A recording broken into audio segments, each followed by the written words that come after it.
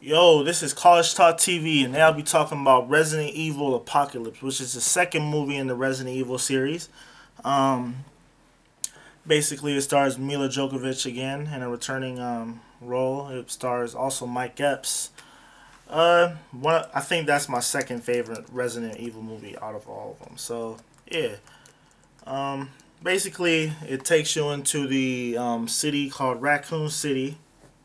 Um, the zombies have taken over. Well, all right, basically Umbrella, which are the bad guys, they wanted to go back in the hive, check things out, right? See if it was okay down there. So they go in there. I don't know why they just sent that little bit of people in there. No, they know what was down there. You know what I'm saying? Um, Sent that little bit of people down there. They got overrun. They let the zombies get out the house.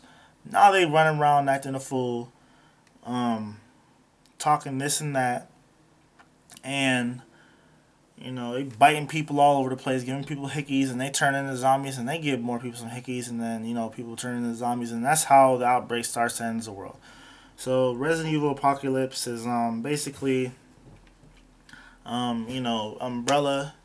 Somehow they, through military coordination, they walled off a city which has I think it said over 100,000 people or something like that, which is sort of crazy.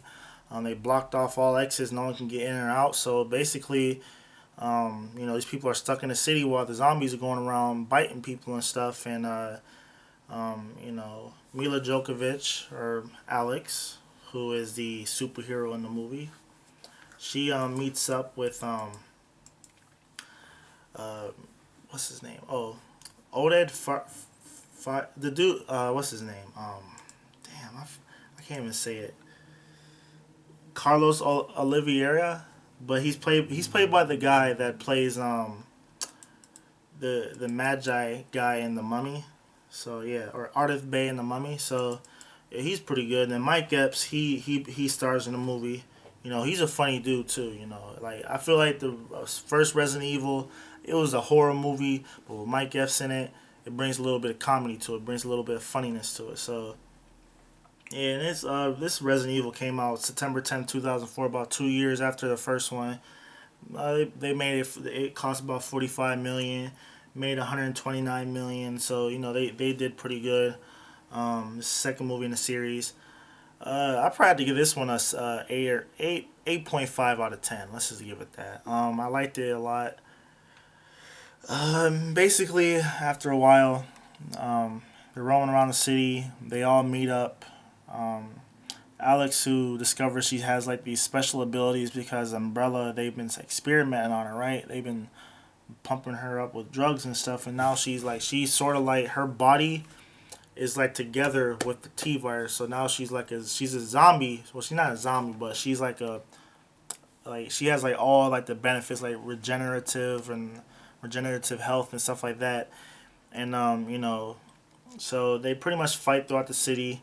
At the end of the movie, they go to this huge Umbrella testing facility or whatever, which is actually the first animated version of the Resident Evil movie. What is it? I forget the name of it, but the first cartoon Resident Evil is actually, that facility gets blown up in the end of it. But the facility she actually breaks out of at the end of the movie, and they sort of like with and Mike Epps and Odette or whatever, or Carlos Oliveira and OJ, they pretty much drive her up out of there, get her out, and they're off. But yeah, I like this one a lot more because it's sort of like, it shows you what would happen like in a city, which shows people being bitten by zombies, because a lot of times in cities there's so many people, so if a lot of zombies were in there, it would be a lot of chaos, and a lot of times the police and the special forces unit in the movie actually got overran by a zombie horde, which is sort of cool but sad. But I don't know, I liked it. So yeah, that's all I have to say. Thanks, like, subscribe, and comment, and have a nice day.